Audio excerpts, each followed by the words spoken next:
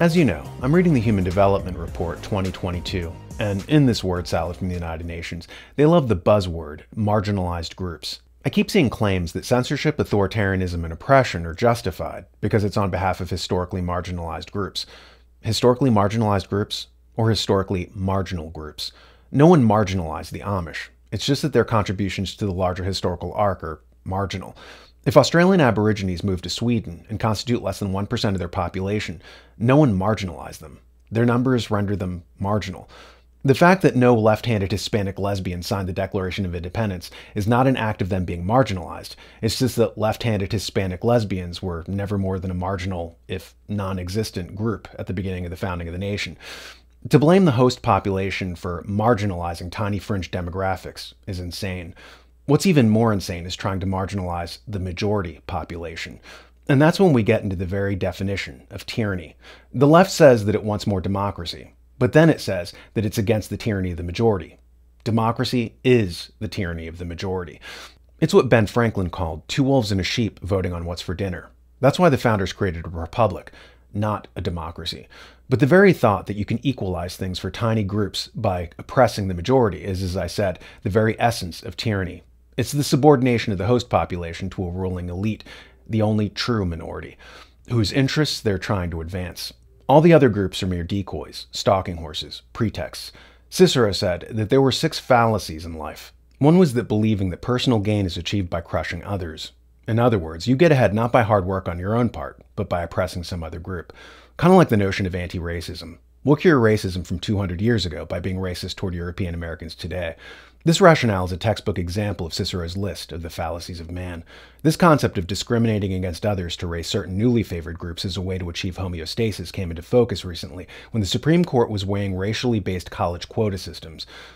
When the attorney for the universities presented the rationale, Clarence Thomas said, "These arguments in favor of affirmative action sound awfully familiar." Mr. Park, I've heard the word diversity quite a few times, and I don't have a clue what it means. It seems to mean everything for everyone. And I'd like you first, you did give some examples in your opening remarks, but I'd like you to give us a specific definition of diversity in the context of the University of North Carolina. And I'd also like you to give us a clear idea of exactly what the educational benefits of diversity at the University of North Carolina would be.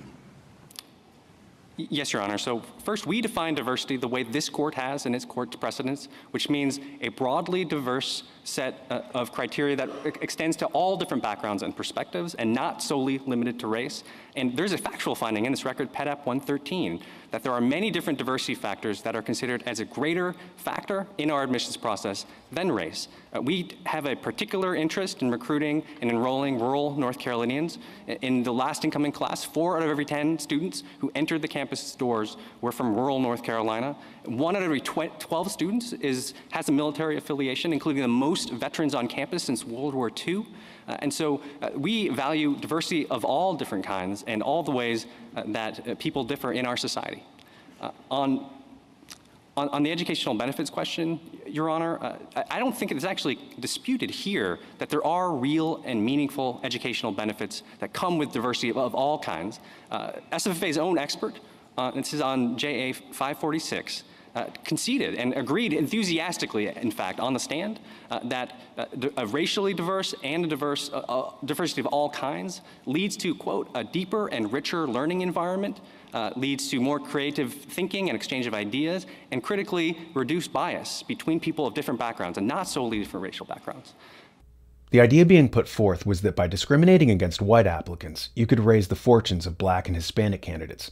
Of course, this strategy masks what's really happening, rigging the system so that it doesn't operate for the majority, but for a minority. Scrape away the layers of propaganda, and what it boils down to is not race. It's about certain oligarchical factions using racial minorities as a shield for the only true minority that counts, billionaire-oligarchs.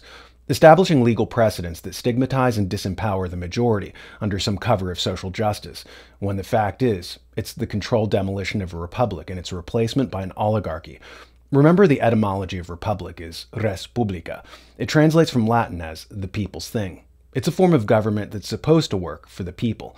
An oligarchy, by contrast, is a form of government that's designed to work for a powerful minority. John Stuart Mill, in Considerations on Representative Government, said that republics were stable because they rest on the majority of the people, like a pyramid resting on its base. Oligarchies were unstable, he said, because they only served the interests of a tiny minority, and hence they were like an inverted pyramid, balanced precariously on its tip.